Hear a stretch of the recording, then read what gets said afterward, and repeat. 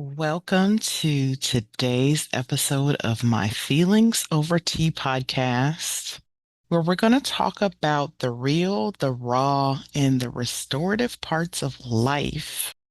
I'm your host, Dr. NaKaisha, and today we're going to dive into this topic that hits home for so many individuals. We're going to talk about self-neglect. Yes, self-neglect.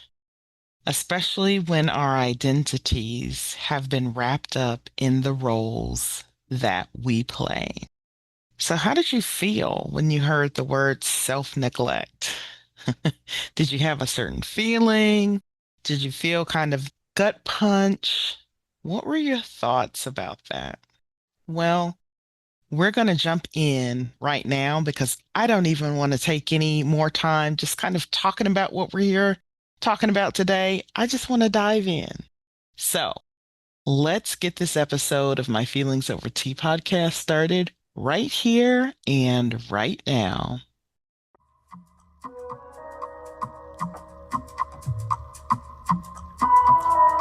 Welcome to my Feelings Over Tea podcast, where experts and everyday people will sip tea and spill the tea about all things life and mental health related. So grab yourself a cup of tea and join me, your host, Dr. NaKaisha Tolbert Banks, for hot topics, helping you to cut through the muck of life and live your life well in my Feelings Over Tea podcast, right here and right now.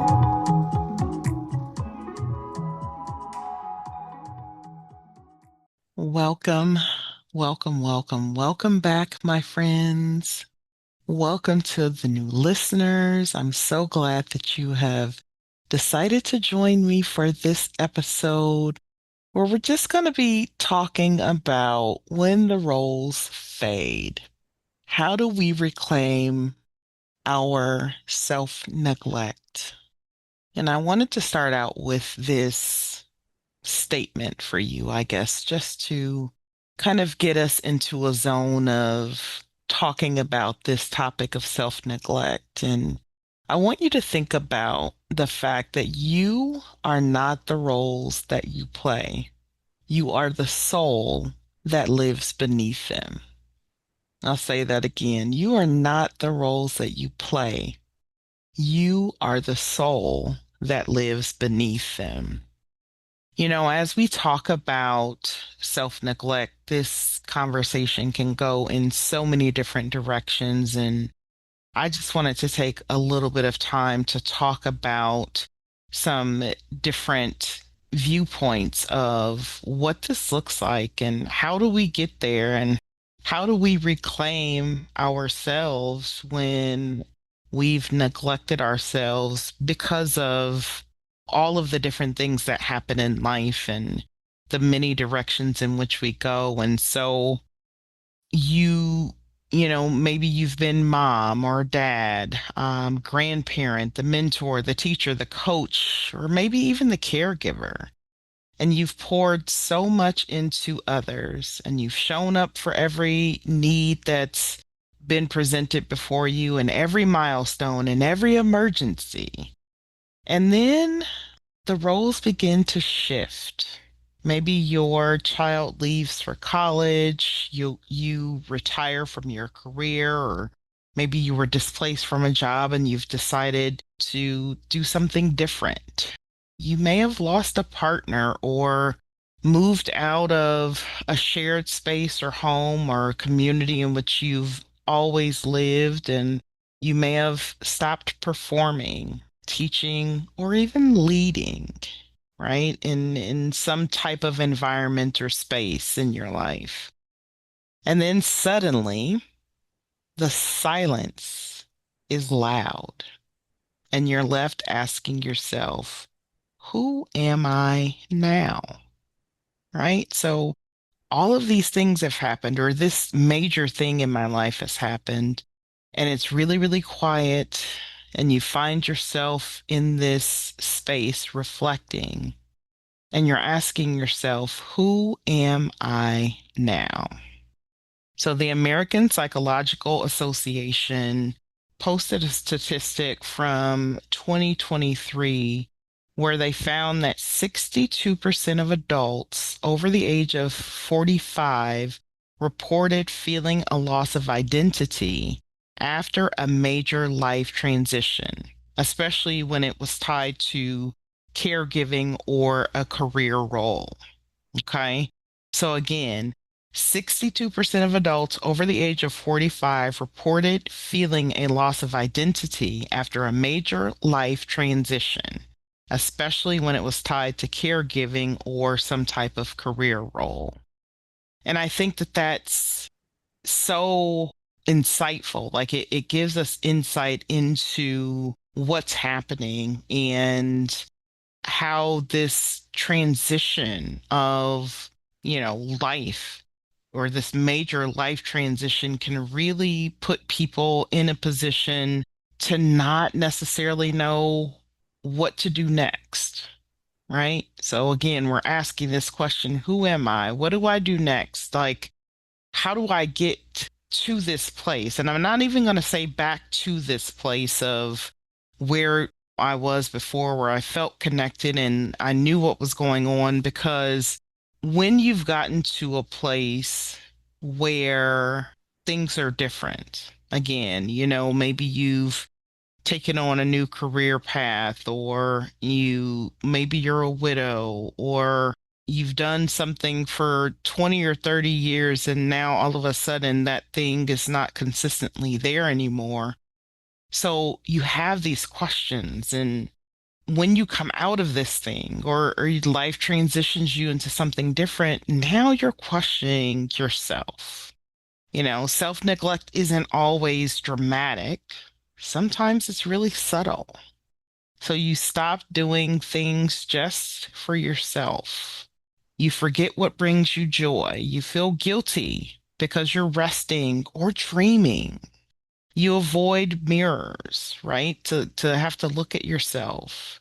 You may avoid journals, writing, or doing things that bring you that joy. And you may even avoid quiet moments because they're too telling. They remind you that you're alone or you're in this different space. And it's not that you don't care about yourself, but it's that you've forgotten how to care for yourself. And so I want to remind you that when you've been the heartbeat of everyone else's life, it's easy to forget your own rhythm. And that happens when you've cared for others and you've been there for others and you've put yourself out there. And then all of a sudden, like I said, you get into this space where things are quiet, things are different. And now you have to face the music, look in the mirror, right? Embrace that silence to say, who am I now? Where am I going? What am I doing? How do I get back to center, right? To really reconnect with myself. And so when I talked about the silence, I know for some people, silence can feel like punishment. But what if it's not really punishment, right? What if it's an invitation for you to rediscover your voice, to build new habits that are yours alone? Or maybe the silence is an invitation to create a life that isn't dependent on being needed. Food for thought. So now you're probably saying, okay, this is all good, and maybe it's resonating, and you're saying, yeah, this is good. But how do I get to a point where I'm able to embrace the silence and get this movement going to reconnect with self? Well, here's a couple of things, well, actually three things that I've thought about that can be helpful for you to get started. So, one, I want you to think about creating a me map, M-E, me map. All right. So, this me map, you're going to list 5 things that you love that have nothing to do with your roles. And I ain't talking about dinner rolls, the nice, soft, cushy dinner rolls that you slather butter on and they're yum, yum, delicious. We're not talking about those types of rolls. We're talking about ROLES rolls. So the first thing you're going to do is to create a me map, and you're going to list 5 things you love that have nothing to do with your roles. All right. Number 2, schedule time for solitude. So not just silence, but intentional alone time. And I think this is important because what it does is it allows you to become comfortable spending time with yourself, being intentional about this alone time, and embracing the silence for what it is. And again, remember, I said before that what if this silence isn't punishment, but you're looking at it as an invitation? So, this is an invitation to be intentional about this alone time. And then the final thing is reclaiming rituals or a ritual. So, whatever, speaks to you, stands out to you, reclaiming a ritual. So, this may be morning tea time, or afternoon tea time, or evening tea time, or maybe it's an evening walk, or simply journaling. You may have that, I talk about this all the time. You may have that pile of journals that's just sitting there collecting dust. So maybe this is a great time for you to reclaim this ritual of, I'm going to sit in the evening and I'm going to have a nice cup of tea, right? Because this is my Feelings Over Tea podcast. And maybe I'm going to journal my feelings, right? Or journal what happened today. Or maybe I'm going to journal a dream that I have, right? Because I talked about that earlier, that when you're dealing with self-neglect, sometimes you feel guilty for resting or dreaming. So maybe you're picking up this journal as a ritual, and every day or once a week or once a month, you're going to journal something that you dream about, right? I have this dream to do this particular thing, and make that ritual and that time sacred. So when something is sacred, you value that thing. And so that's something that you want to care for. It's something that you want to nurture. So in reclaiming this time and creating this ritual, you want to make sure that it's something sacred. So silence, again, it's not empty. It's a space waiting to be filled with your truth. So I want you to think about that. Silence isn't empty. It's a space that is waiting to be filled with your truth. So this has been some years ago. Again, kind of talking about how we reclaim ourselves. I attempted pottery, and let's just say I needed a lot more practice. I went into this very confident, saying, yes, this is going to be my new thing. I'm going to become the next Picassoina, right? And I'm going to have all of this nice pottery and all these different things. And my bowl didn't really turn out to be a bowl. It kind of looked more like a beret or something, but it was not what I thought. And so again, it's something that I kind of took the opportunity to reconnect and reclaim myself in a way. And so it doesn't always work out like you would think, but you got to start somewhere, right? And that's the thing about it, is that I had to take a step back and remember why I was doing that thing. And it wasn't necessarily perfect, nor did it have to be, but I showed up for myself. And that's the thing that I want to share with all of you and encourage all of you to do, is just to remember to show up for yourself. And whatever it is that you decide to do, make that thing sacred, right? Value this time to reconnect with self. So as we talk about rebuilding, we're talking about reconnecting. I want to give you a challenge. Yes, I've already kind of given you one to think about, but I want to give you a feelings challenge. All right. So ask yourself, what did I love before I was needed? Again, what did I love before I was needed? And I want you to write a letter to the version of yourself that existed before those roles or that role began. And then I want you to think about and start one new habit this week. I might give you until next week, right? So if you're listening to this podcast today, I want you to start a new habit this week that's just for you. Why? Because we're rebuilding you. We're reclaiming your ability to be able to experience joy and that reconnecting to self with something that's sacred and personal just for you. So, again, the question that I formed is, what did I love before I was needed? And I know sometimes when we have these major life transitions and things that occur, you can really feel like you're lost. I don't know my left hand from my right. I don't know if I'm up or down. I don't know what's going on. I just feel really lost. But I want to encourage you that you are not lost. You are landing. Okay? You are not lost. You are landing.